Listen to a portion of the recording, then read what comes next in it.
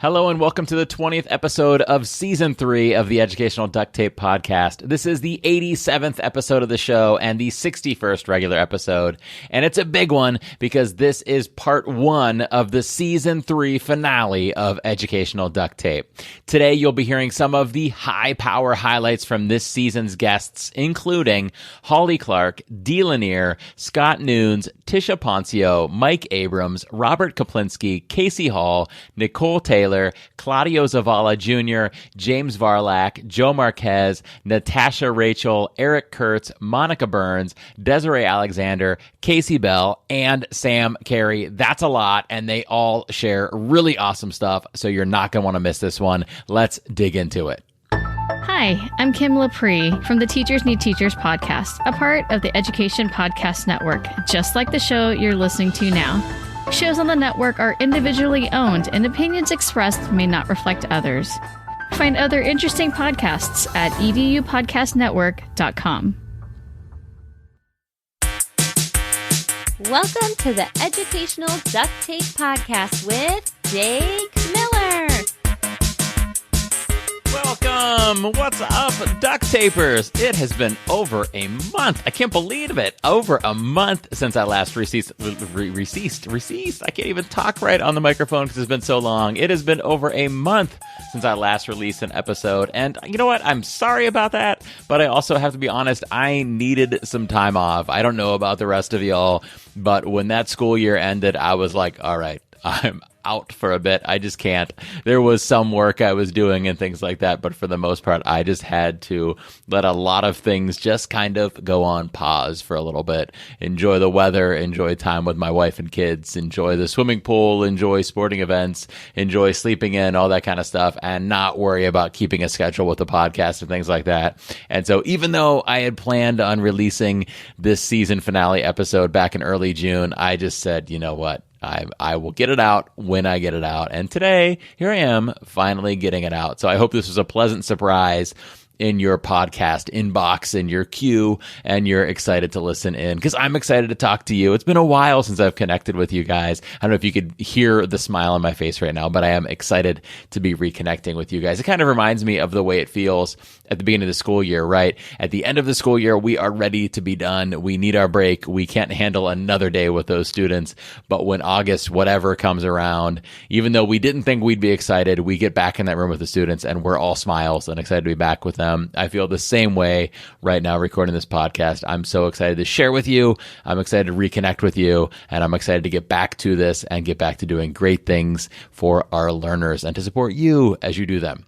All right, I don't know if I've introduced myself or said anything yet for anybody who might be a new listener. So as most of you already know, my name is Jake, and I'm here to talk to you about duct tape and educational technology, and how in my silly mind, the two of them go together to form an EdTech integration mindset that I think that you could use in your learning environments now. Well, maybe not now because you're probably on summer break right now, but as soon as possible, I think this is a mindset that can really benefit you in your learning environments.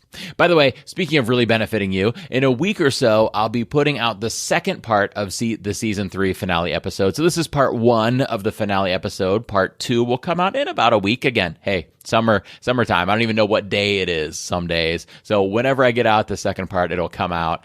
And when it does, there's already a handful of duct tapers who have shared things that are set to be a part of it. But I want you to be a part of it too. I want you, my friend, to share with the other duct tapers. So let's talk about what you could potentially share. Option A, you could share a favorite giggle moment or funny memory from this season. What's something that made you laugh out loud while you listened? Look back over those episodes from this school year and reflect. We would love to hear about it. That's my favorite part, are the laughs that we get to have. I think one thing that makes this podcast special and makes it something that I'm proud of is that it's not just learning. There's the fun part of it too, because I think we need that. So if you had a favorite giggle this season, I'd love to hear about it. I'd love to share it in that second part of the finale episode. Option B is sharing a favorite EdTech takeaway from this show. So this is the more serious part of it. Not just any old EdTech tip that you're psyched about, but one that you learn about in this show so we could celebrate what we've accomplished together as duct tapers. What was something that you learned and were super excited about? Whatever it was, we would like to hear about it again. It's a great way to review it and bring that back in our mind. We know as educators that hearing things once isn't quite enough. We need to hear it repeated times. So by you repeating it, it'll put it back into people's minds, and also it'll show off how excited you were about it. Option C, my personal favorite, takes that idea up a little level. This is the Duct Taper success story. So this is not just an ed tech tip that you learned in the show, but something that you actually put into practice and had some success with. So what big success did you have this year that came out of this podcast? What's something that you heard here in Duct Tape Land that you tried out in your class or your school and had some great success with? We would love to celebrate your success. So what was that ed tech learning that you actually put into place? How could we cheer you on doing that? So that's your third thing you could share. And the fourth and final thing is sharing about a favorite soapbox moment from this year, this season on the podcast. I won't be doing a soapbox moment in this episode, but I've done plenty this year. And if you had a favorite, I'd love to hear about it. Was it the Michael Jordan one? Was it about Tim Toady or the Ducks? Or what was it? What was a favorite from this year? Let us know. You could share about it, and it'll be part of next week's season finale episode. So share your own success story, or your favorite giggle moment, or your favorite ed tech takeaway from the show, or your favorite soapbox moment. And there are two different ways you could share. Number one is my SpeakPipe page, which is speakpipe.com/edu duct tape. That's SpeakPipe.com/edu DUCTTAPE. Or option two is on the Flipgrid for the show, which is at flipgrid.com/edu duct tape. So again, SpeakPipe or Flipgrid, links are in the show notes. So today I've got some really great content to share with you. Some things from this past season, but in bite-sized content so you could catch those things you might have missed or review them. Or if you're a new listener, you can catch up on things that you didn't hear this year. We're going to be hearing from Sam Carey, Casey Bell, Dr. Desiree Alexander, Dr. Monica Burns, Eric Kurtz, Dr. Natasha Rachel, Joe Marquez, James Varlak, Claudio Zavala Jr., Nicole Taylor, Casey Hall, Robert Kaplinski, Mike Abrams, Tisha Poncio, Scott Nunes, Dee Lanier, and Holly Clark. That is quite a list of people. So lots of amazing stuff to share with you today. And you know what? Let's get right into it. I do want to share with you a little bit about my book. I'm so excited. It's going to be coming out very, very, very, very soon. And I want to share some with you about that. But let's save that for a little bit. And I want to share with you about a couple of free and cheap professional development opportunities that I am a part of that you could watch virtually in your PJs from on your couch. And I want to tell you about those. But let's save those right now. Let's save all that stuff. I'll get to that later in the episode. Let's dive into our first few season 3 guest interview highlights, and then I'll come back in between some of them and share some of that other information.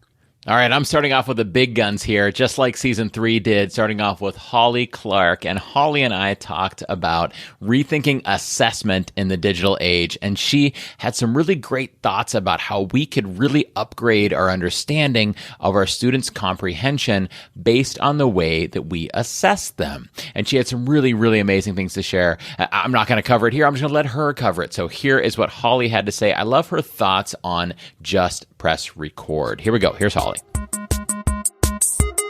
But I feel really strongly about the fact that we're not looking at assessment the way we need to look at it. And it's because when I was a student, assessment came in the form of my teacher asked me multiple choice questions, or I did project-based learning. But now that we have the tools that we have, and it's 2020, we need to really think about assessment as getting into the minds of our students. And what I mean by this is using things like Flipgrid or Seesaw or Screencastify so that when a student turns in, let's just say a paper, I ask them to record their thinking, to layer on top of that. So it's kind of multidimensional for me.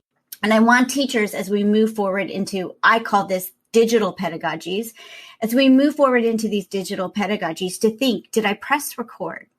Did I hear from every student? Did I get at their thinking, their learning journey? But to just do multiple choice or worksheets is almost, and I'm sorry to use this word, but it could be malpractice in 2020. What a perfect moment to leave that clip on, her referencing using just worksheets and just multiple choice style assessments as being malpractice. And I agree, while there are times when we need to do it for our own sanity, for our own efficiency, for our own time, sometimes we do have to do those less rich versions of assessments. In general, we do need to take times where we're getting richer feedback, richer information on how well our students are comprehending. And so I definitely recommend going back to episode 44, the first episode, season 3, back in August with Holly. She talked about how we could do that with Flipgrid, with Book Creator, with Screencastify, with Seesaw, with Wakelet, with OneNote. She's shared some really amazing things. I do recommend going and checking that out. On actually, the things I've heard from Holly over the years inspired me to make sure that this was something that I covered in the Educational Duct Tape book. So you'll be hearing more about this in that book when it comes out too. But definitely go back and check out Holly's advice about rethinking assessment in the digital age. You know, it's kind of ironic. This is totally uncoincidental, but totally coincidental. This was totally coincidental that I followed up Holly at the beginning of this season with Dee Lanier. And Dee is an educator who I have a lot of respect for, but it just worked out really perfectly that in his episode, we talked about interactivity, but Dee also shared some really great things about the mindset we need to take to integrating new technologies into our classroom.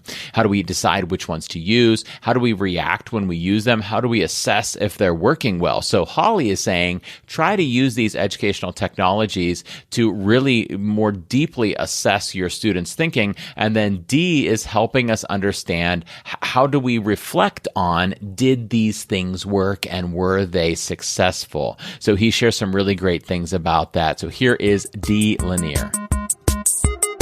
Like whatever tools you know and that you're comfortable with, just having that intention and literally saying, we're going to try it.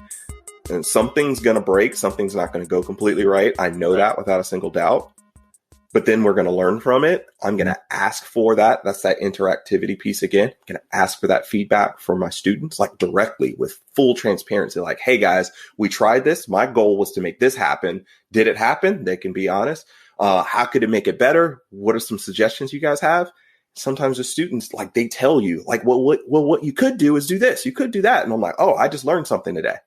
Awesome. Yeah. Okay, we're going to try that next, see how it goes, and then we'll revamp it from there. So being unafraid to learn some new stuff with the kids and not being as concerned, especially early in the school year, so to speak, with saying, but I got to get this content out there and we got to, have to make sure this is happening. It's like, no, what needs to be happening is connectivity, right? Connection with my kids. And what needs to be happening is interactivity. So I'm doing everything I can to build that and to get that working. And then from there, we can then integrate the content is kind of what I think of it. Like, How do I integrate the content with my interactivity?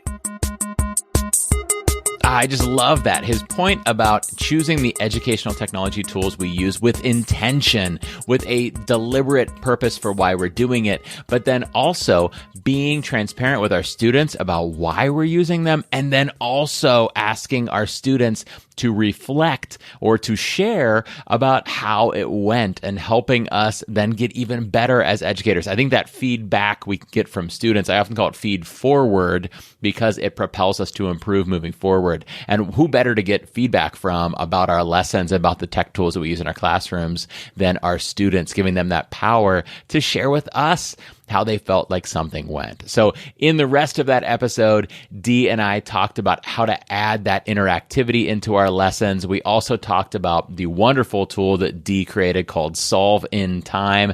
I definitely recommend checking that design thinking resource out that he created. We also talked about a project he was a part of called Maker Kitchen. We also talked about Pear Deck and Zoom breakout rooms and some really great things. That was episode 45, the second episode of season 3, back on August 20th of 2020. Next up, we're going to hear from Scott Nunes. But before I get to that, I do want to share something else that I am just really geeking out about that has really been a part of the reason, or the biggest reason, that I haven't been able to get this episode out to you sooner. And that's because the limited time that I was able to spend or willing to spend on work stuff during this first month of the summer was focused on getting my book out there. And a couple weeks from the time this episode launches, that book will be out there early August of 2021. I am so excited. It's been a long time coming, and I am so proud of this piece of work. It is called Educational Duct Tape, an EdTech Integration Mindset.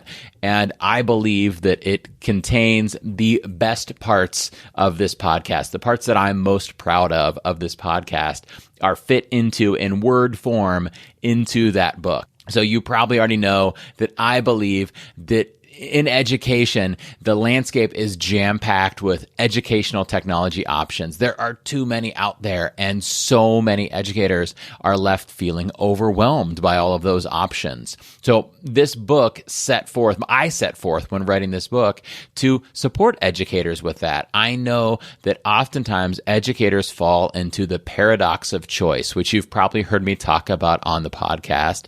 It's the idea that because there are so many choices, we are paralyzed by all of those options. We're not empowered by them. We're not liberated by them.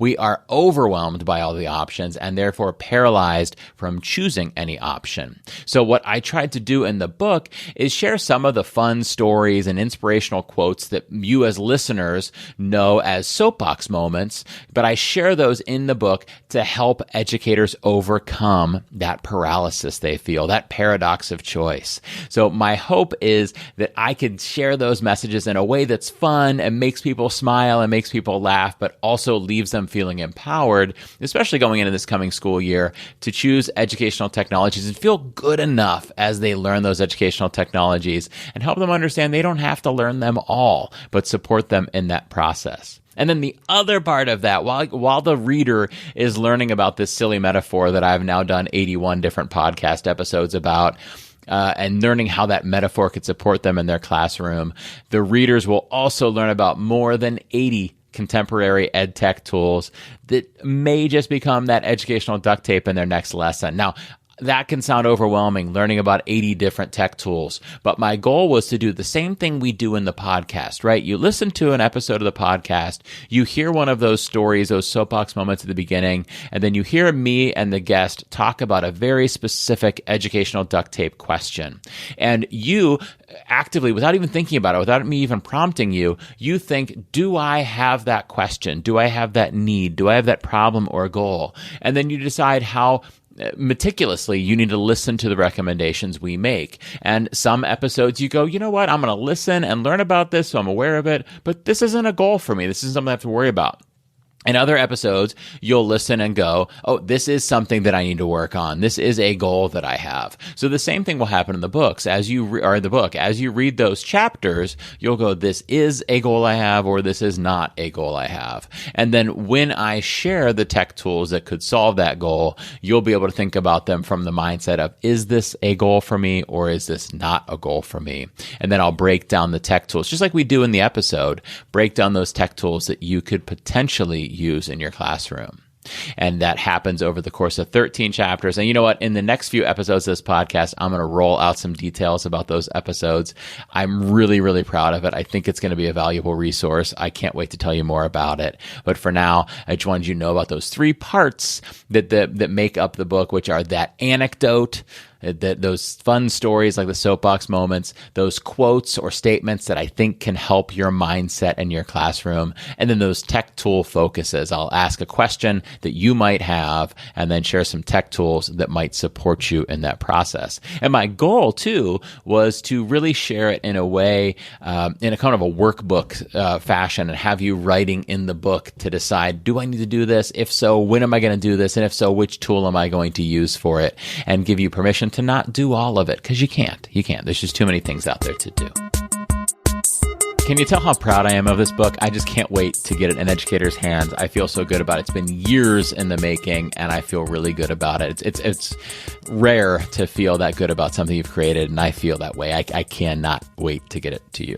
Next up, we're going to hear from Scott Nunes. This is an ironic topic that was also coincidental, not uncoincidental, with Scott, because Scott, if you follow Scott on Twitter, you know that he is the king of building rapport. He just oozes friendliness online, cheering people on, sharing people that he's learning from, helping other people find new resources, and he is just one of the kindest dudes out there. And so when Scott was on the show, we talked about building rapport, which I feel like Scott is a master of building rapport as a professional, and I have to assume he's just as good in his classroom. So let's check out Scott's thoughts. Scott's thoughts. Was that an episode of The Office? That was Scott's tots. Let's check out Scott's thoughts on building rapport. So building rapport, I'll start with in the classroom, just starting out, making it fun, inviting, high energy. You got to have this big sell. You have to make yourself attractive. You have to make your students want to be in your class. So that includes making it a safe place and, being real. Tara Martin talks about being real. I very much try to take that to heart and be as real as possible. So I share out with my students often, like day one or week one, I'm a failed graphic designer.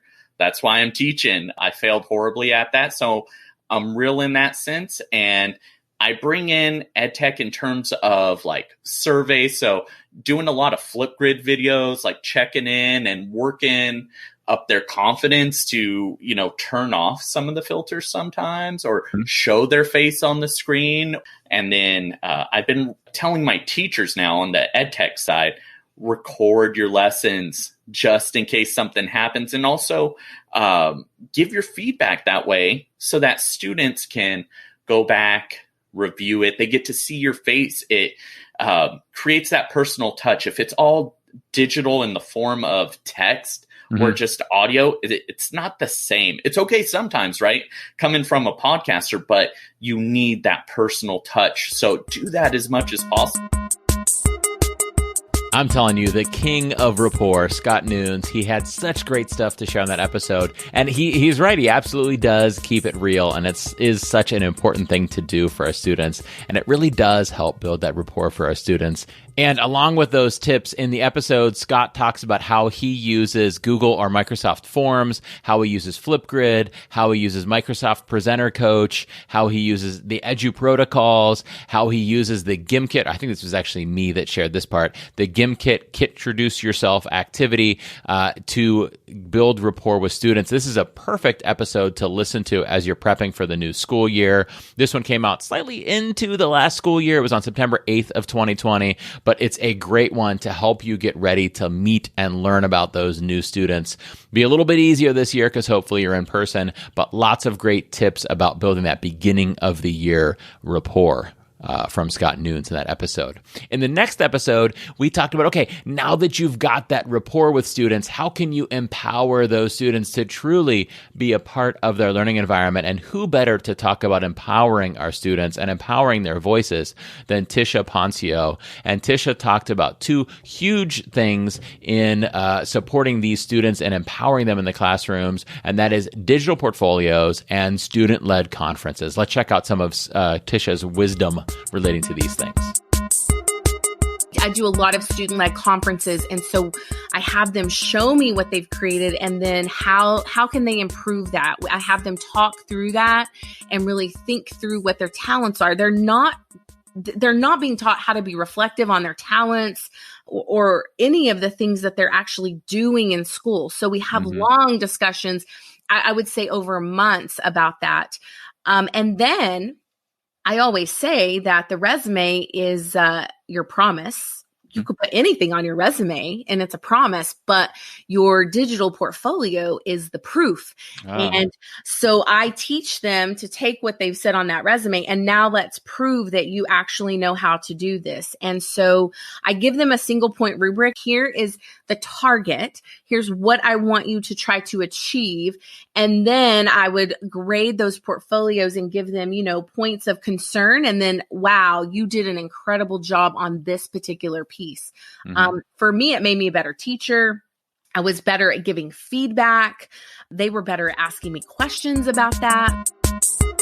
You guys, seriously, the resume is the promise. The digital portfolio is the proof. I mean, the episode could have ended right there. I mean, that was enough. When she said that to me during that episode, I remember her saying that and me sitting back in my chair like, mind blow. That's my mind blowing noise. Like, it was so good. But Tisha didn't stop there. She shared so much other good stuff about the student leadership tech team that she works with. They call them the SWAT team, about the podcast they host, about more about those rubrics, more about resumes, more about digital portfolios. We named like 12 different tools you could potentially use for digital portfolios. So much good stuff in that episode. That was back in late September of 2020. It was episode 47. I think it was, where am I at? Like the third episode, the fourth episode of season 3.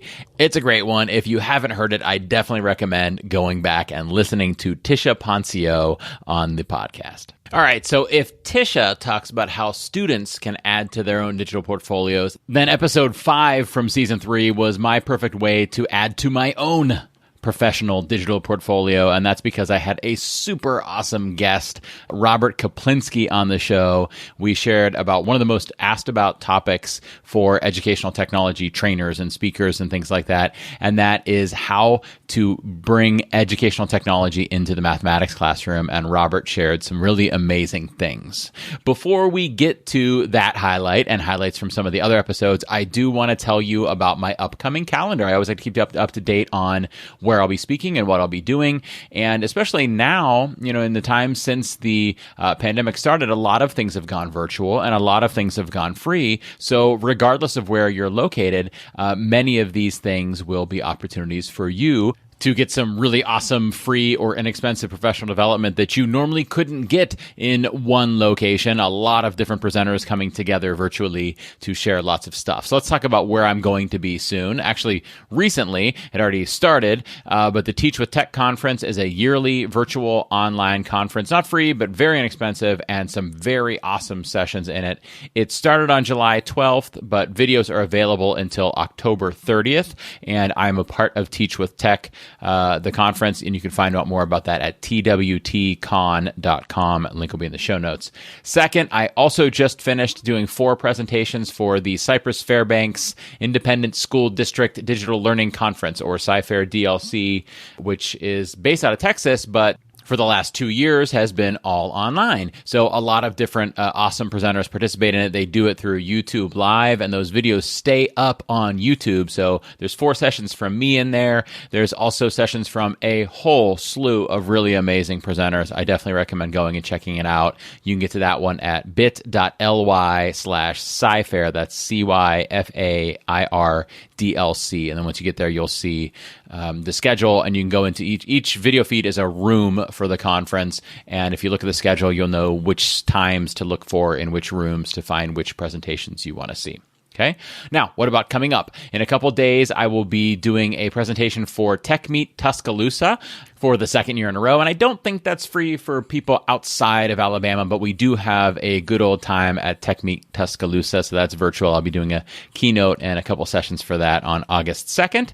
After that, I will be doing the keynote to kick off the G-Tech Summit, based out of Ohio, Genoa, I believe is how you pronounce it, schools in Western Ohio. I have participated in the conference the past few years. It's been free and it's been online. It's been amazing. And I am honored to be one of the 2 keynotes. I am day 1 on August 3rd, and former educational duct tape guest John Carippo is the keynote on August 4th, but there are also a whole bunch of really amazing presenters throughout those 2 days. Lots of great opportunities to learn. It is free, and it is something that anywhere in the world, as far as I know, can participate in. So link to that, as usual, in the show notes. Next up, another free one is the Spark Conference, a local Ohio conference put on by the Spark Committee, the Stark Portage Area Resource for Computer Consortium or something like that. I forget. But most importantly, one of the team members at Spark is the Eric Kurtz, recent educational duct tape guest, and he's been putting on this conference with the rest of the Spark team for years. It's always fantastic. It is virtual this year. It is free. My session in particular is pre-recorded. There are some live sessions as well. It happens on Friday, August 6th. I do think that you could participate for free even if you're not from a Spark school, but you want to check that website to make sure. Link again in the show notes. A couple days after that, I will be traveling to New Jersey to do a series of presentations for the Phillipsburg School District. I'm really excited for that one. And that does it for before the school year. There's a little break there for me to actually go be a teacher for a little while. And then in September, I'm a part of the virtual Shake Up Learning Back to School Conference, along with Casey Bell from Shake Up Learning and John Carippo, who I mentioned earlier, and Sarah Kiefer and Jen Giffen and Tony Vincent, and I forget who else. It's a really awesome session. So that's another one to be on the lookout for. And that one is September 24th to 30th, and you can watch those videos for free, I believe, between September 24th to 30th. And those information for all of those are in the show notes. Don't forget, by the way, if you are planning a conference, whether it's virtual or in person or just a professional development or something like that, and you would like me to be a part of it, please head over to jakemiller.net/speaking. All right, back now to the Season 3 interview highlights, some of my favorite takeaways from Season 3 of the podcast. I am to Episode 5 right now, which was Robert Kaplinsky, who I was super excited to have on the show. And if you know Robert, you know his tremendous work in mathematical problem solving and richer ways to teach mathematics in our classrooms.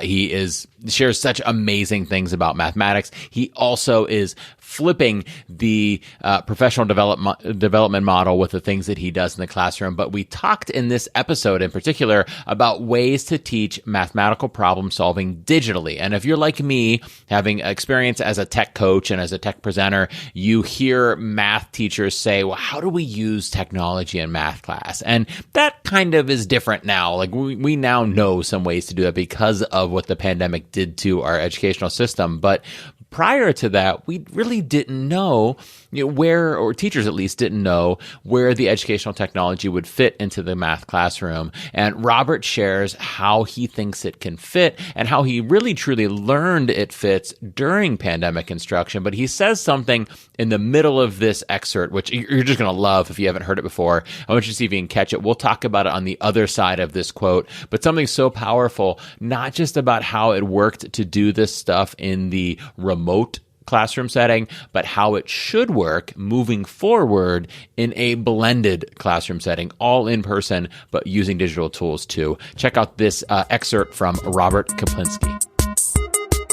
Desmos gives you synchronous real-time feedback about what they're doing, like as they're drawing. And there's a lot of software options out there, but this is one. They do it. It's free. It's beautiful. It has lots of different inputs you could have. So you can get a text box, you can have a graph, you can have sketches. You can also, when kids write out a response, you can choose to let other students in the class see it so they can see what other children are writing.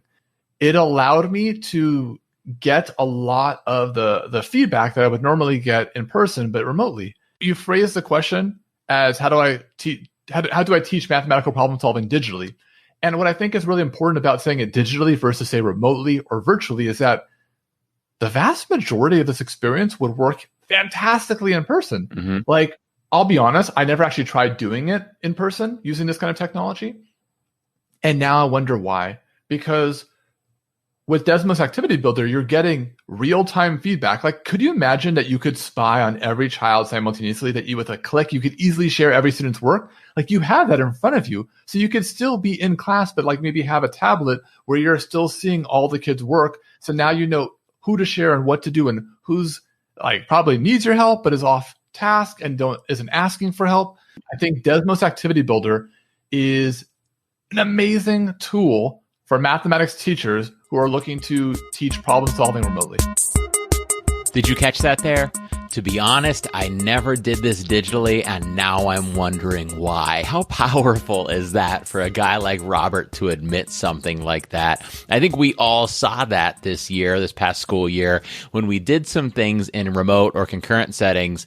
Some of the things felt forced because of the setting that we were in, and it wasn't the ideal way to be doing things. We were just trying to survive, and we were working our tails off to make it work. But other things we did them, and we're like, why haven't I been doing this forever? And he learned that when he tried out the Desmos Activity Builder, which he talks about in the podcast episode. We also talk about how programs like Pear Deck and the AnswerPad and Nearpod relate to exactly what he was doing with the Desmos Activity Builder. He shares some really awesome stuff in that episode. If you haven't heard it, I definitely recommend you going back to the Robert Kaplinski episode from back in November of 2020. It was titled Robert Kaplinski Teaching Mathematical Problem Solving Digitally. It was episode 49 of the podcast in November of 2020.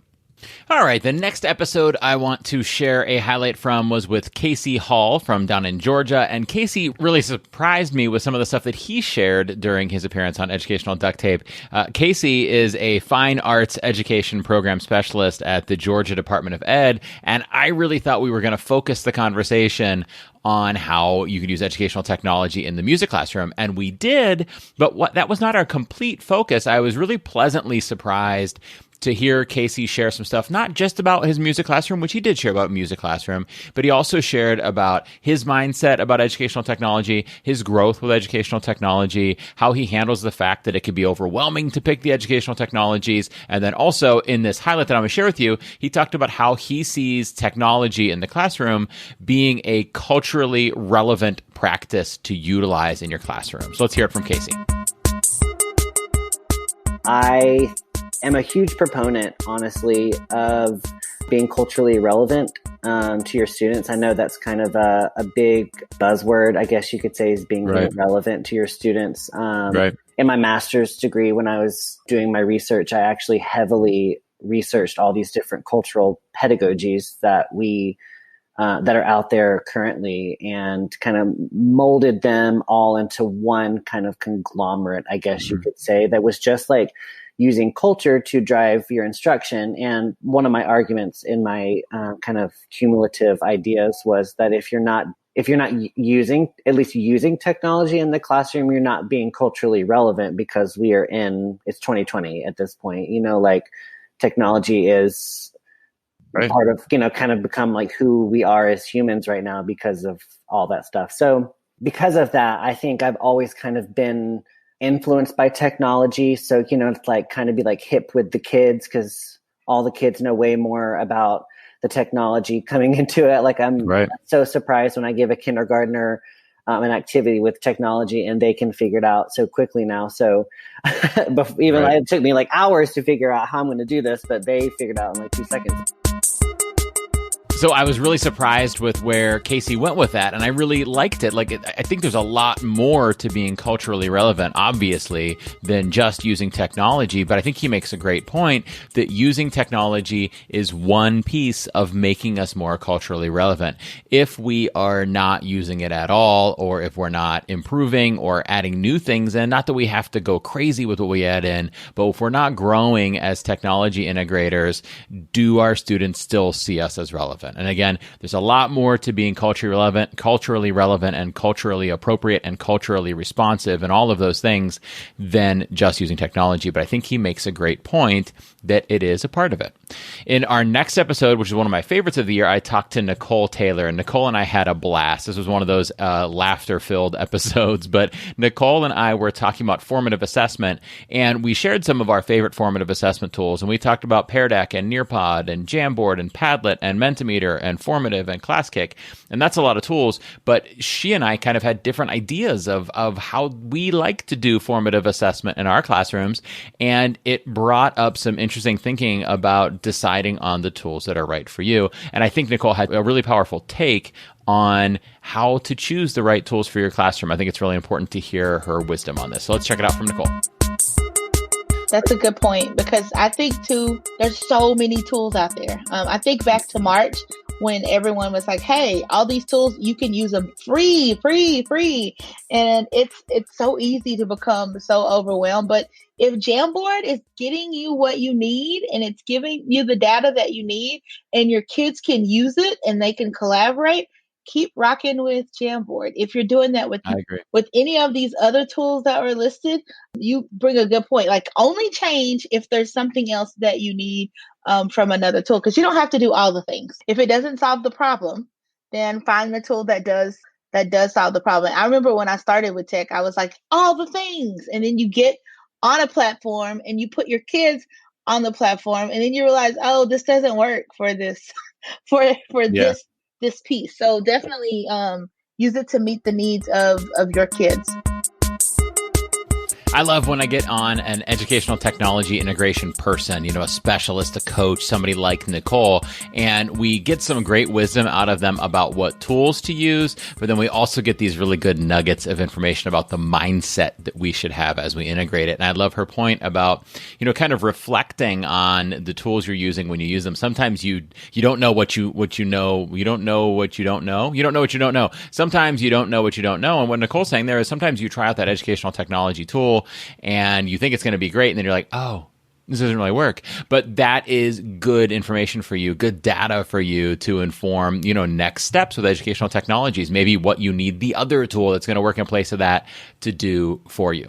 On the topic of reflecting on what's working and what's not and making changes moving forward, as Nicole was kind of talking about there, I want to jump into a little sneak peek into that educational duct tape book that I've been telling you guys so much about. So as you know, Educational Duct Tape, an EdTech integration mindset, hits the virtual bookshelves here in a couple days, couple weeks. I'm not really sure. You never know with Amazon when it's going to hit the shelves. But hopefully you'll consider running out and buying it or clicking submit and clicking buy on it. But I'll give you a little sneak peek just in case you're not sure if you want to do it or not. And I'm going to tell you about one of the chapters. So chapter 1 is titled A Book About Contemporary Fashion Trends. That's not the title you expect in an educational technology book, is it? And a book about contemporary fashion trends. As you, as an educational duct tape listener, are probably not surprised, this is not your typical education or educational technology book.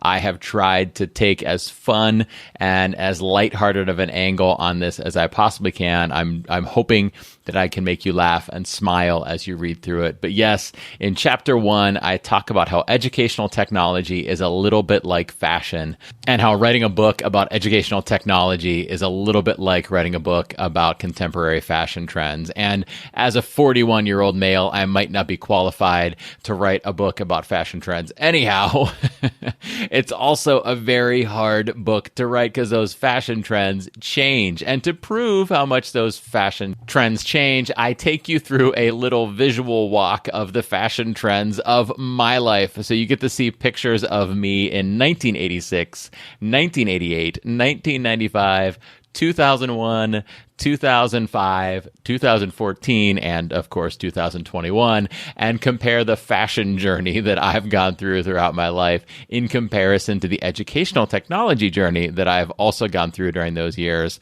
I don't want to spoil all of the pictures for you, but I'm going to give you some words here, some clues to help you understand those pictures. So we're going to go with ugly shirt, spiky hair, rat tail, turtleneck, frosted tips, Mark McGrath, Ashton Kutcher hair, and that's it. That's your little preview of chapter 1 of the educational technology book. And if those pictures aren't enough, I hope and I promise that the message that goes along with them will make that chapter and the rest of the book worthwhile for you. So that's your little sneak peek for now. Maybe I'll share one of them again later in the episode. But before we get to that, let's jump back into these highlights from season 3 of the Educational Duct Tape podcast. I've got some other really, really great guest interviews to share some highlights from. All right, next up was January of 2021, and I kicked 2021 off on a strong note for the Educational Duct Tape podcast with Claudio Zavala Jr. Claudio is just amazing, and Claudio came on and he shared about all of the tools in the Adobe suite. Everything in Adobe for making graphics, for making videos, for making audio files, for all of the things you could do with Adobe, and there's amazing tools in there. But more importantly, he talked about how empowering it is for students to be able to show their thinking and demonstrate their learning the way that works best for them. It reminds me of that popular quote. It's often credited to Einstein, although I've researched it and it looks like it wasn't Albert Einstein. But the quote goes, if you judge a fish by its ability to climb a tree, it's going to live its whole life thinking it's stupid, right? And so instead, what if we empower them to show their learning the way that works best for them? And Claudio shared some really cool thoughts about it. Let's check out Claudio's thoughts on that. If I'm writing an essay, it's almost like pulling teeth sometimes. And it's like, the student may say, that's just too much work. But it's like, okay, well, write a script. write a script for, and sometimes, and it's not because you want to do more work, but they get so into it that, it's like, oh man, I'm going to write the script. Oh, well, now we got to work on the lighting, how we're going to do the lighting for this video. And how, well, now we got the audio, but at the same time, then you bring in some of those collaboration parts into it. Then you, that problem solving part into it, that, that creativity into this project, where at the beginning it was just like, well, I'm just going to write an essay. But now it's like, man, we're working together on this project. Hey, I'm writing the script for it, but you're the video person, the best way that we can get this shot. And then, you got this other student over here. Well, maybe I can kind of draw some backgrounds that we can use, kind of like, if we're doing a green screen or something like that. So then, so now, you're hearing from multiple students working on a project. Then you have different types of kind of projects that are being turned in, instead of, having 30 something of the same thing. I was like, well, hey, man, that's pretty interesting. Like going back to the example of my daughter's teacher. Well, you created a really neat art representation of what we were studying. And this person over here wrote a poem, and this person wrote a song, and it just created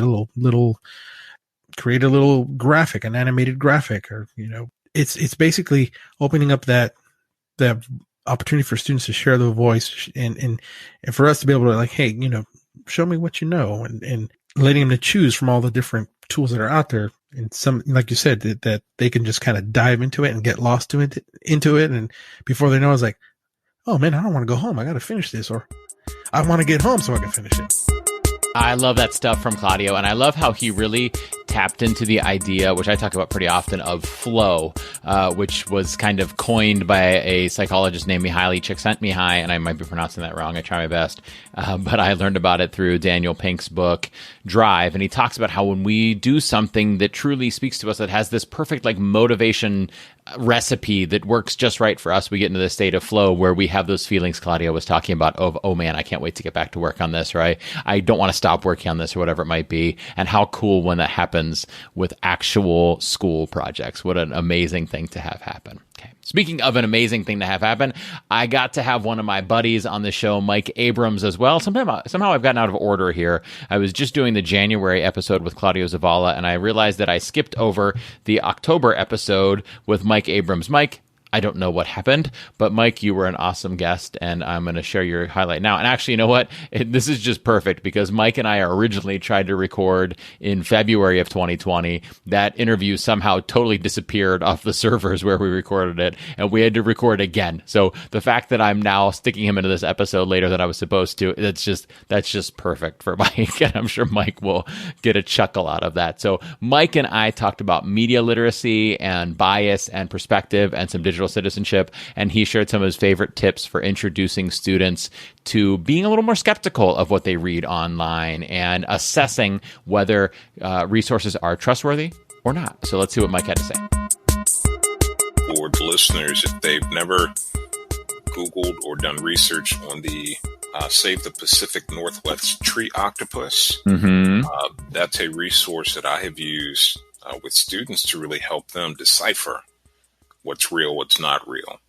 Because if you do a Google search for that, you would initially, and I think I know how kids function in terms of what they do when they do their searches. They just take the first thing, and they generally kind of run with that.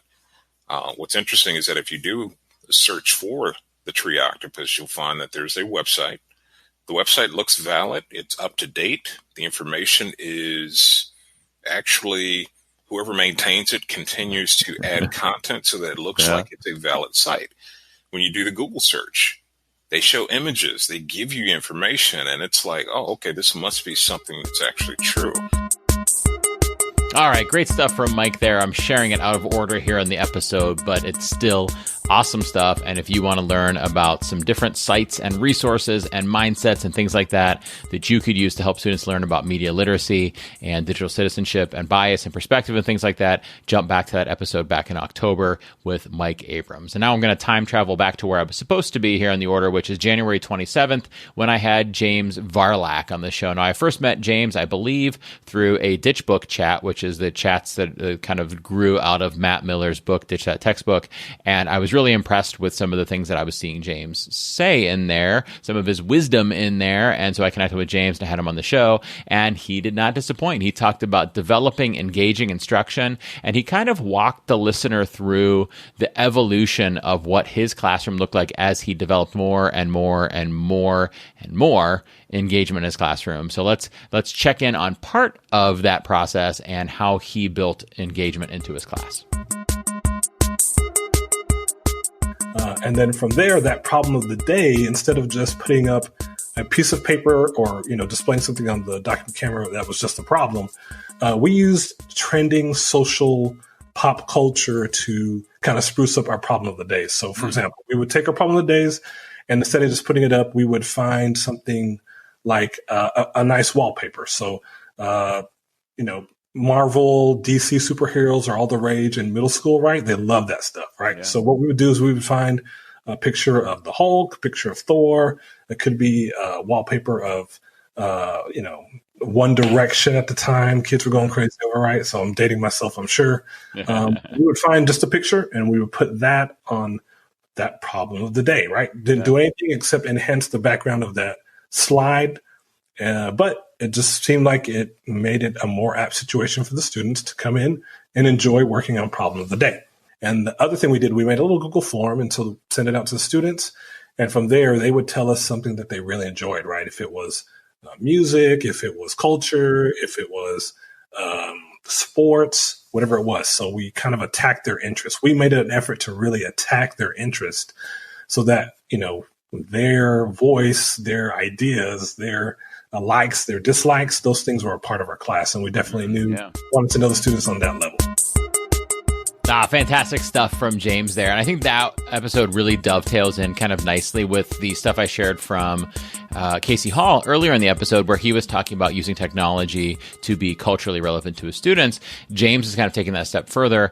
Not that there's anything wrong with what Casey was doing, but James is adding a different step onto that and talking about actually bringing some of those interests and those likes and things like that into the classroom to develop that engaging instruction. I liked that when James was on, we did talk about some things he did with technology to do that, but he also just talked about things that he did deliberately that didn't necessarily involve technology to make sure that he was engaging the students by being relevant to them and by showing them that they were a part of the classroom environment. It wasn't just the teacher's rooms, right? The students' interests and the students' likes had a place in that classroom too, not just the student. And that doesn't necessarily require any technology. Okay. Next, I'm going to take a segue away from these highlights just for a minute or two. I want to promote two things that I would love to have you do, and I think you would love to do. Number one is to make sure you're subscribed to the podcast. If you just go in every now and then and go like, oh, I think I'll listen to this one, and I think I'll listen to that one. First of all, thank you for listening. But second, you might miss out. I've got some really rad special episodes coming up here in the near future, and very soon we'll also get into the regular season episodes. But I've got some special episodes with Tony Vincent, Jen Giffen, Dr. Catlin Tucker, and Stacey Roshan coming up. I've also got the episode coming up that's the second part of this season finale, where I share some takeaways and things like that from the audience. So make sure you tune in to hear things that Duct Tapers are sharing. And in that episode, I'll also have in the Giggle Mix, which you might remember from previous years, which is where I take a series of some of the things that made us laugh over the course of the last year and just kind of mix them together into one long mix. And hopefully you get a laugh out of that. So make sure you're subscribed to the show so that you can catch that second part of the season finale, those special episodes with Tony Vincent and Stacey Roshan and Jen Giffen, and then make sure that you're ready for after that when the true regular season 4 episodes start up after that and we get back into the normal pattern of the show with the guests and the games and the soapboxes and all that stuff is coming up.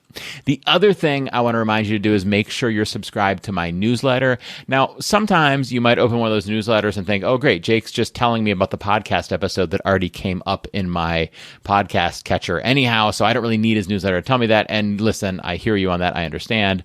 But there are often some things in there that just don't go into a podcast, right? So in this week's issue of my newsletter, I, number one, share this episode of the podcast, but I, number two, share some new new graphics relating to the forthcoming book. My buddy Jen Giffen made some amazing sketch notes that relate to the chapters of the book, and I haven't decided if I'm putting one or two of them into the newsletter yet, but there will be at least one of them in this newsletter, and then each of the next couple of newsletters will have more of them in it, so that's a great way to catch them. There's also some really, really rad infographics that I've made in connection with Monica Isabel Martinez. She did the art and she did the layout, and she'd made some really beautiful and amazing things that I put into there, and it is used to visualize some of the concepts that I talk about in the book. And you don't need to talk about the book to know that this stuff is relevant. Different infographics might tell you a list of formative assessment tools you should consider, or a list of audio tools for the classroom, or video tools for the classroom, or screencasting tools for the classroom,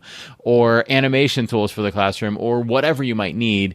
These graphics, number one, they look amazing. Thank you to Monica's help. But number two, I hope they have content in there that's relevant for you. And you might catch them on my Twitter feed and things like that. But you know how it goes with Twitter. Sometimes you take a day off and you miss some stuff, and you might miss those things. The best way to not miss them is to make sure you're signed up for my newsletter, and I will make sure I have a link to do that for you in the show notes.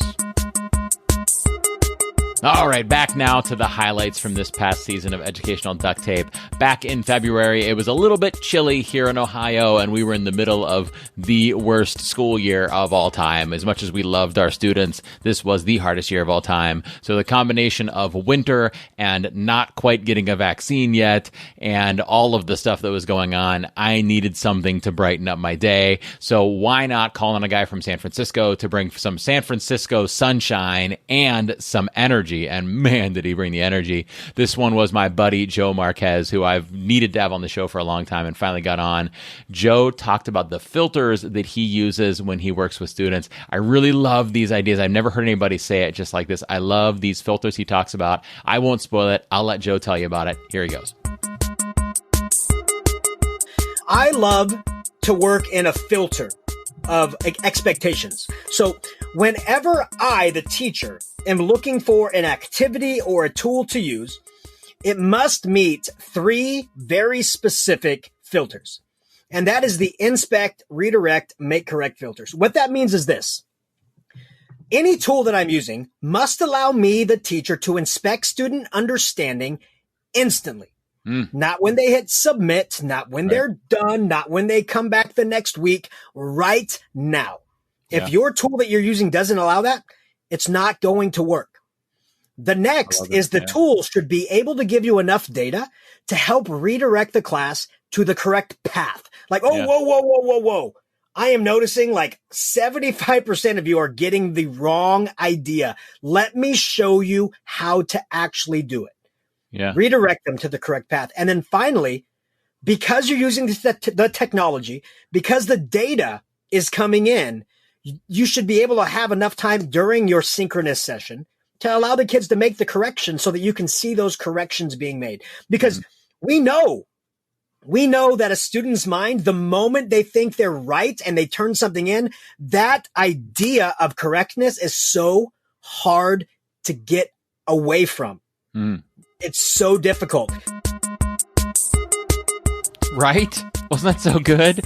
The three filters from Joe: inspect, redirect, and make correct. And he elaborated on that a little bit more in the episode, so I advise you to go back to February, I think it was 18th, to hear that episode with Joe Marquez and a little bit more about those three filters. And he also shared some different educational technology tools that he uses for those three filters.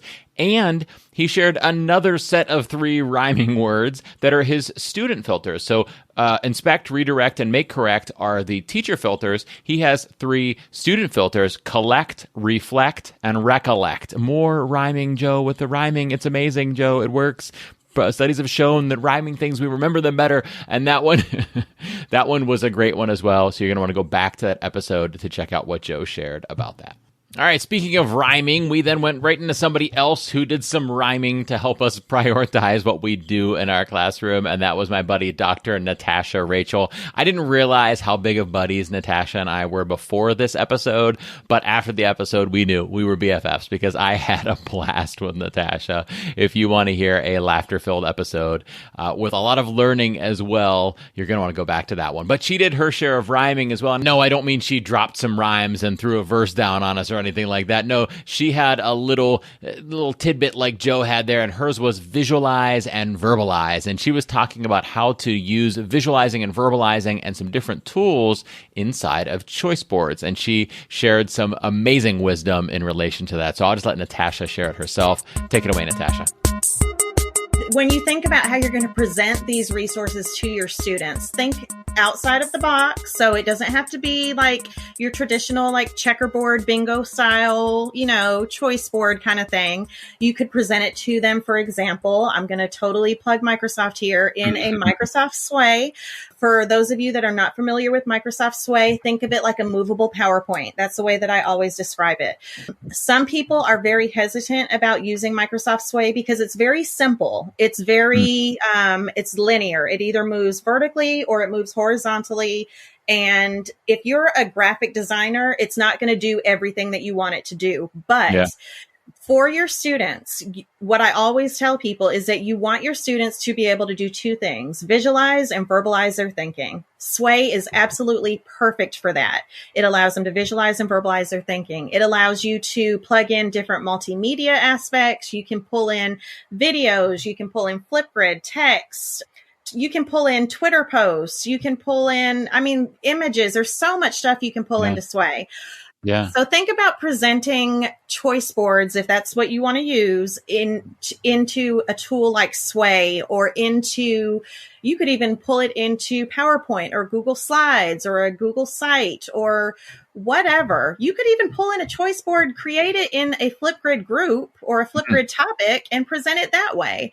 Yeah. You could have a group and have different topics to represent each of the different choices for your students, and then link the resources there. So there's tons of different options out there to give your students choice and really engage your students. And at the end of the day, when you're giving your students choice, they are going to be more engaged because they're going to take that ownership of their learning. Natasha, BFF, you're just so awesome. Thank you for sharing that awesome stuff. That's such a great episode. I recommend going back to March 11th and listening to that episode. Right around that day, I was getting shot number 1 of the vaccine. It felt so good to have that happen and to be at this stage where we could finally get that. I hope that you have gotten yours. And if you're not with us in America, or if you have it for some reason not available to you, I hope that it happens soon so that you can get that and stay safe. My next episode was with one of my local Ohio buddies, Mr. Eric Kurtz, and I think that was right around the actual day of my second vaccine. So by then I was just waiting for that dose to kick in so that I was fully vaccinated. But instead of being fully vaccinated from that episode, I was fully wowed by what Eric shared. The episode was titled Creative Projects with Docs, Slides, and Sheets. And those of you who know Eric already, and you should if you don't, should not be surprised to hear that Eric shared some amazing things that you could do in the Google Workspace for education tools. And he talked about how there's great stuff you could do with other educational technology tools, but for some educators, just sticking in those familiar tools like Docs and Slides and Sheets is enough for them to be comfortable and do some really amazing things. So check out some of those really amazing things here in this excerpt from that episode. My go-to is always to say, what tools do we already have laying around, like a screwdriver, and how can we use them in new creative ways? Now, you got wonderful new tools like BlueKit and things like that. That's phenomenal. And I'm always looking for, new tools as well. But there's the go-to of saying, okay, we've got the Google suite of tools. We've got drawings and slides and docs and sheets. And yeah, they're awesome. Slides is a wonderful presentation tool and Sheets a spreadsheet tool and so forth. But what else are they? What else can they be used for? And so when I think along the lines of that question, how can students show their thinking with visuals? I start thinking about something like Google Slides. And I think about creative projects they can do. And it would be things like, stop motion animation, something that I believe, is near and dear to your heart as well. Things like, creating choose your own adventure stories, or creating online animated comic strips, or making ebooks. All of those are giving students a chance to use visuals, to use pictures and bring them to life in the example of like a stop motion animation, or to tell a story with visuals, whether it's, a branching Google slideshow with, a choose your own adventure story, things like that. And of course, the same thing can be applied to all of the Google tools. Think about Google Drawings and, creating an interactive clickable image where, they're clicking on it and it's jumping out to different resources. Or I think about Google Docs using emojis, which are visual, they're images. Sometimes we don't realize you can put emojis in Docs. They're actually already in Docs. If you go into the tools menu to special characters, emojis are already there. Having students write with emojis to make a rebus story where you've got text and images mixed together, or just something like Google Sheets. We think of it as a number crunching thing, but, we can create pixel art. We can use visuals and we can, make a map or create a character or design a logo with that. All of those are the sort of things that come to mind to me when I'm thinking about, okay, how can we use the tools we already have to get our kids creating and to have them show their understanding in a visual way.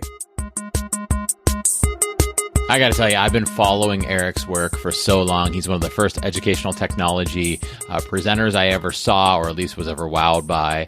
One of the first blogs I ever followed. One of the first people that I ever realized just how awesome, somebody could be at sharing about this stuff and how much they could support teachers.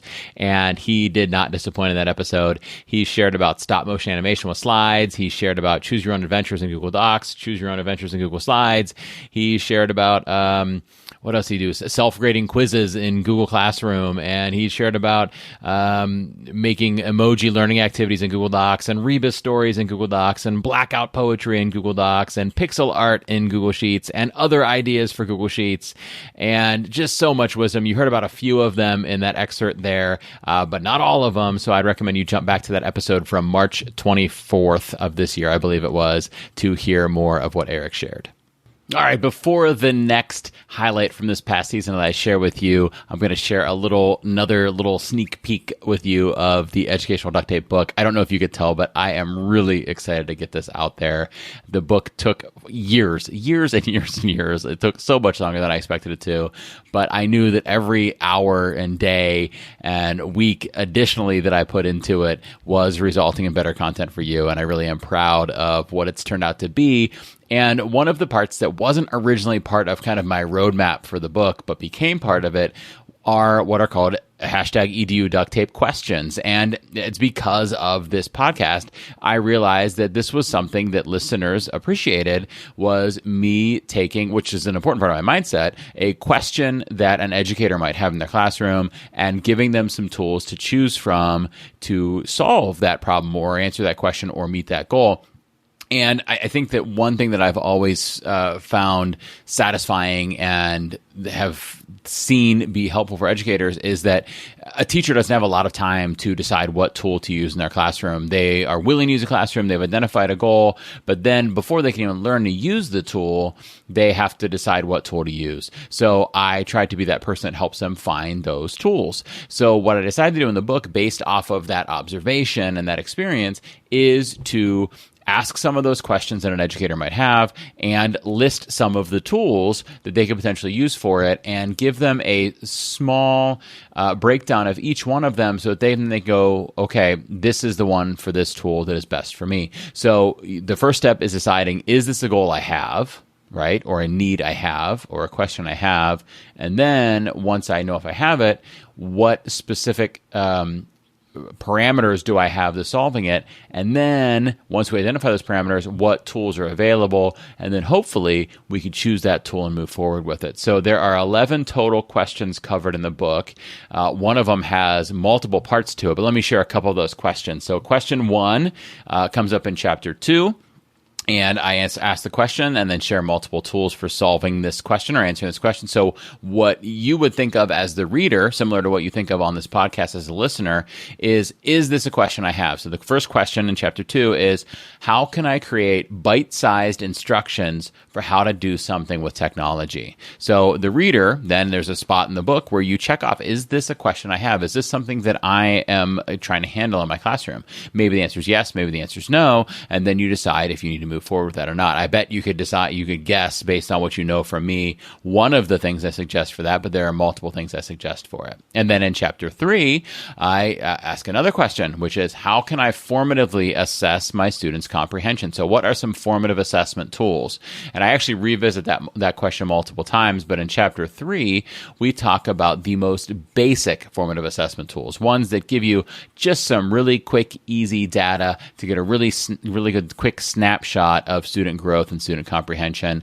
And I compare a small set of tools so that the educator can then go, first of all, is this something I need to do? And second of all, if so, which one of these meets my needs the best? Okay, let me tell you about one more. In chapter 4, the question takes a step from there and says, how can I get rich formative assessment data about my students' learning? So not just formative assessment data, but rich formative assessment data. So how can I get a better idea of how well my students comprehend something? How can I truly peek into their brain and know how well they understand something? So in chapter 4, I break down a set of tools that I think are good for that next level of formative assessment.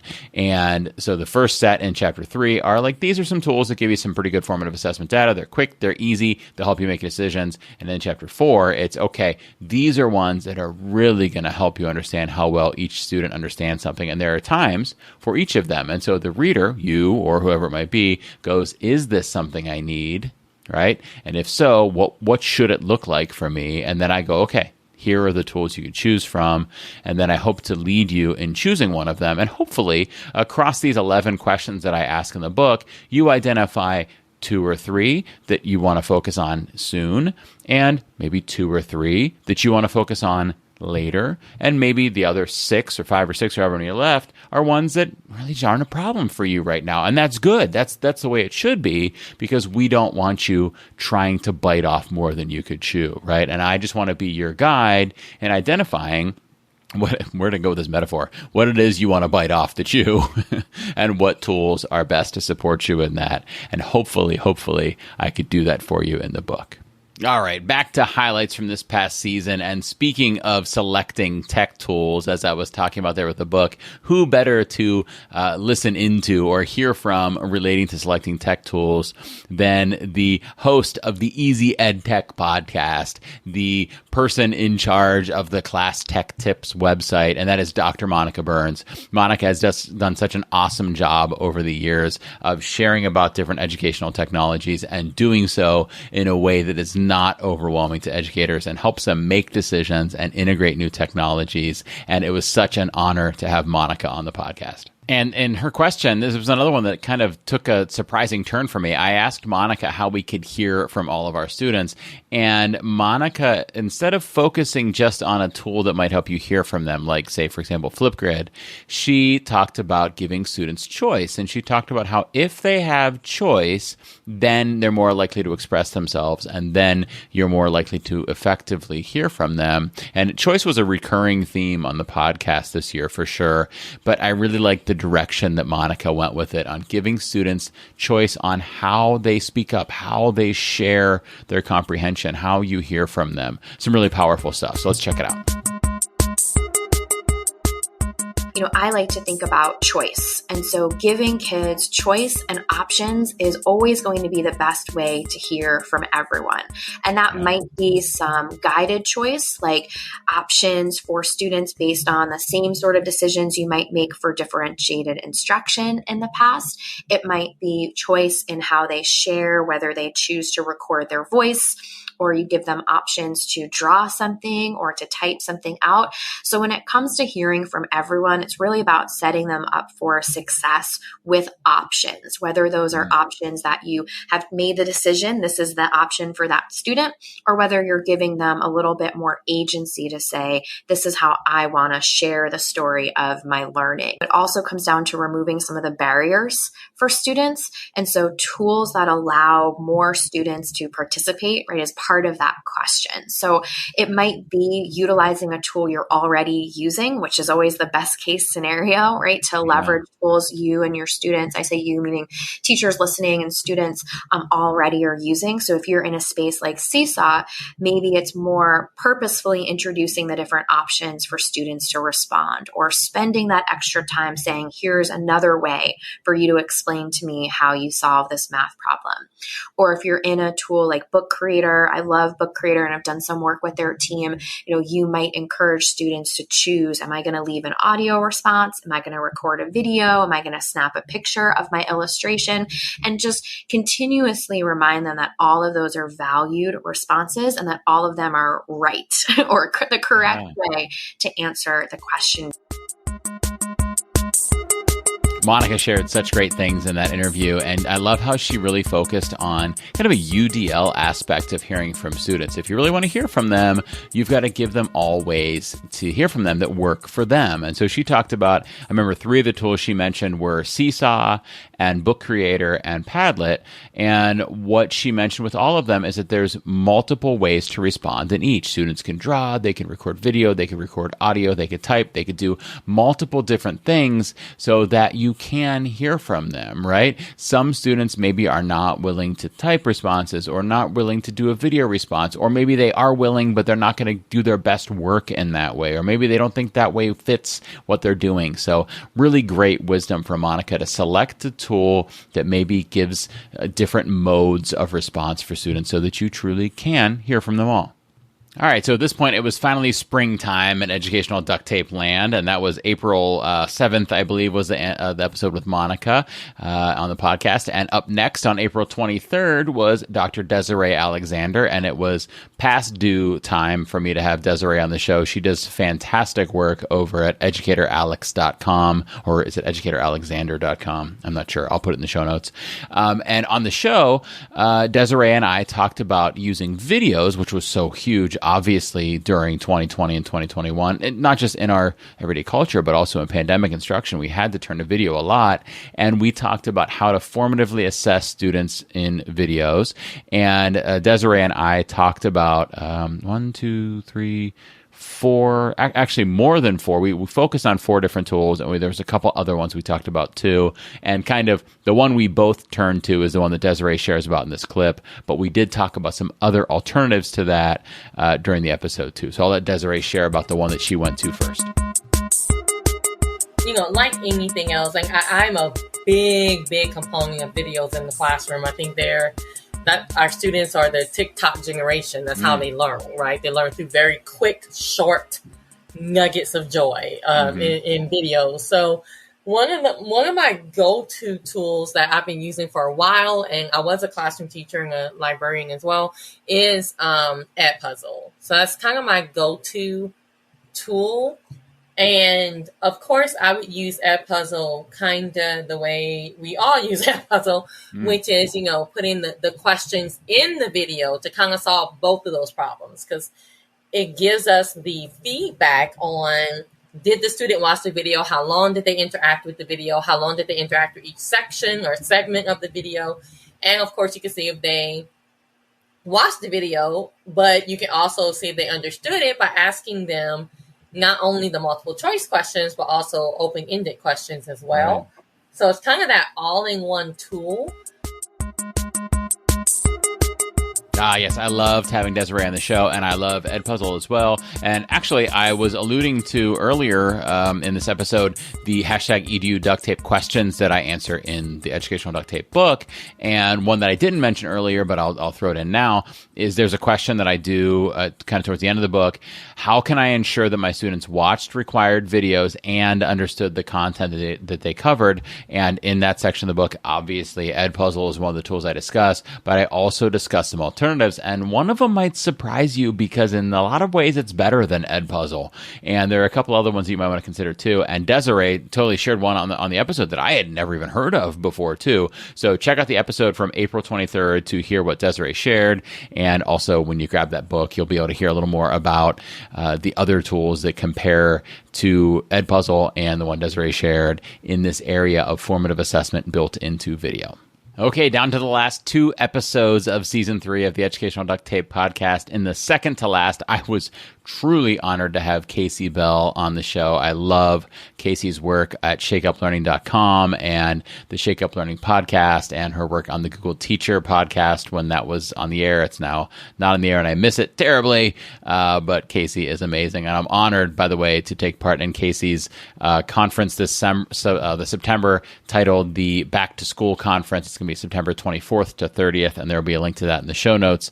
But when Casey was on, Casey ended up talking to me about something that, as I said, became kind of an ongoing theme for this year on the podcast, which was student choice. And I consider Casey to be one of the best people to talk about choice with because her work with choice boards is some of my favorite work. I do a choice boards presentation at conferences and professional developments and things like that. It's one of my favorites to give because teachers get really excited about it, and we have some really good conversations about what a choice board should and should not look like, and talking about how different teachers like different versions of choice boards, but I really feel like Casey makes some of the best ones out there. And so I asked her about choice boards, and she kind of burned me a little bit with her answer. So I'll include my question here, and you can hear the little burn that Casey gave me on this question. Let's let Casey take it away here. So what are some of your favorite tools to stick into a choice board? I don't like to use the tool. I like to get the student to choose the tool. Ooh, okay. So you wouldn't even say, so if you're developing a choice board, you're not even going to say, develop something in, Screencastify or Scratch or Flipgrid. You're going to say what would your prompt be? Well, first, it's going to depend on the learning goal, but second, it would be something you have to work up to. So if you've never done choice boards before, don't give them unlimited choice.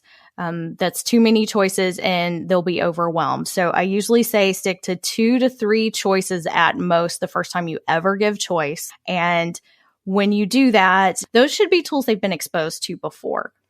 You need to build that digital toolbox so they're not spending all of their time trying to, 1, decide which tool they want to use, and then 2, trying to learn how to use the tool. And then we completely lose focus on the learning goal, and we're just using technology for technology's sake. So if you're in that situation and you're going to do that, like I said with my example of where I said Screencastify or Flipgrid or Scratch, you would have done something with Screencastify and something with Flipgrid and something with Scratch before you get to that point?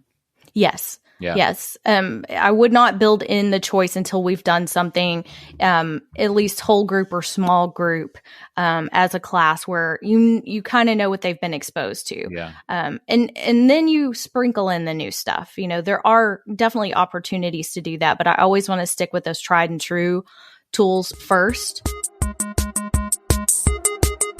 Okay, so Casey's wisdom about how to kind of scaffold in a choice board, and not just choice boards, but the tools on the choice board is, I think, really pertinent and something that any educator thinking about bringing choice into their classroom really needs to listen to and really need to focus on.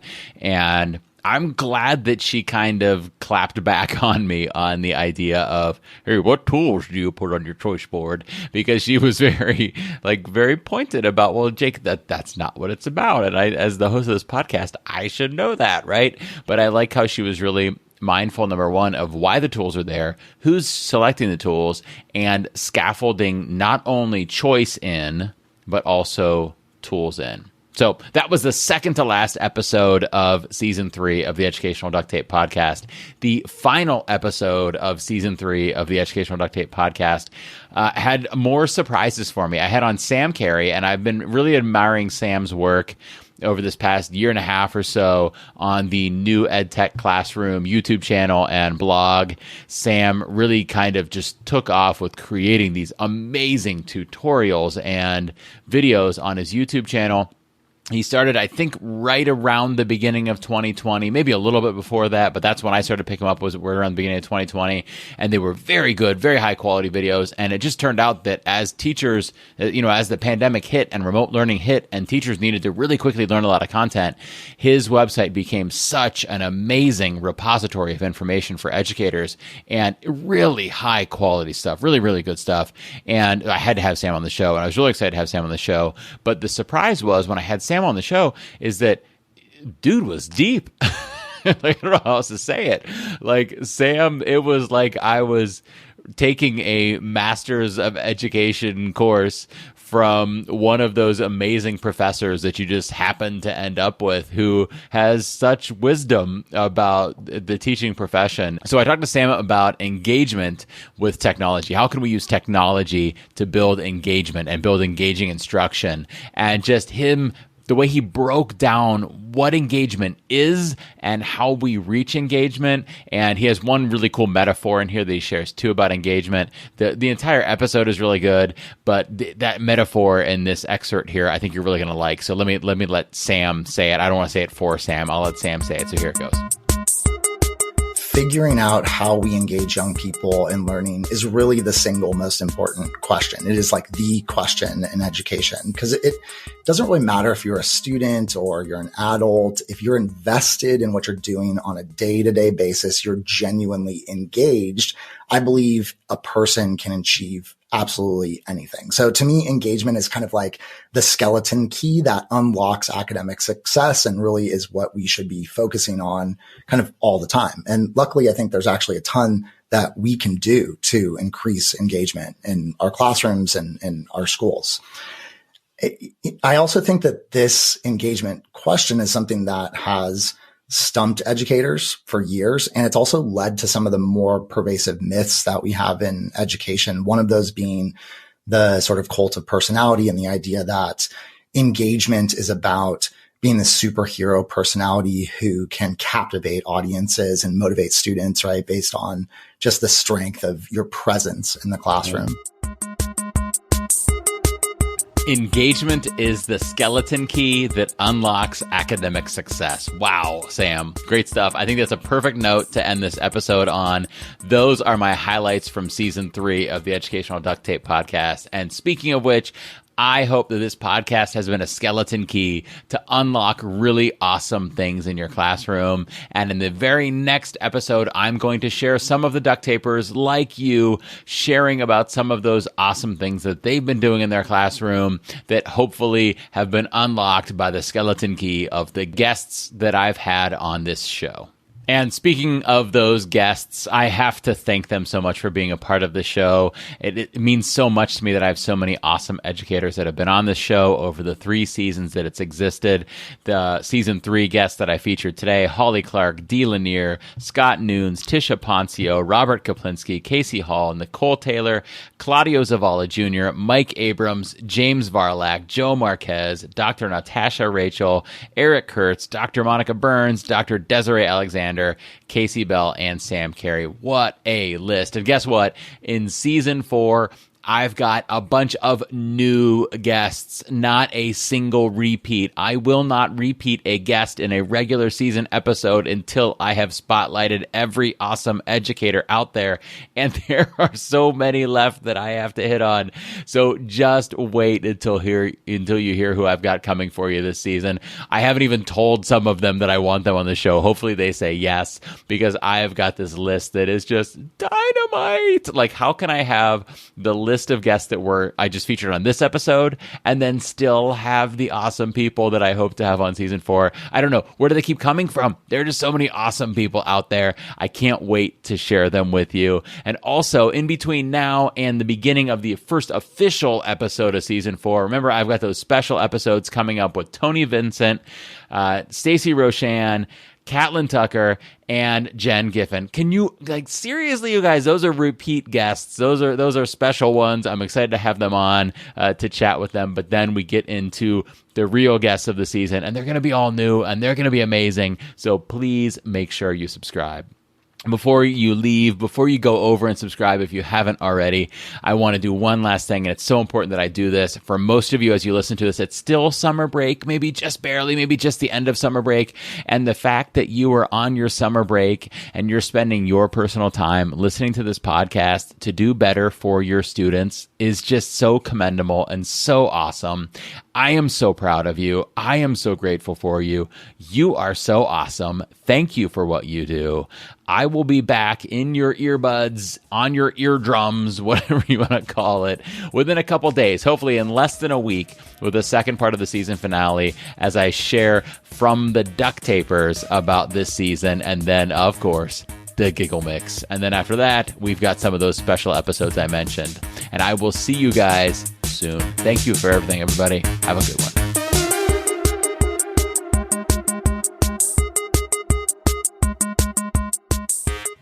Thank you for listening to the Educational Duct Tape Podcast. Please visit eduducttape.com to join the discussion, share possible topics, inquire about being a guest, or contact Jake.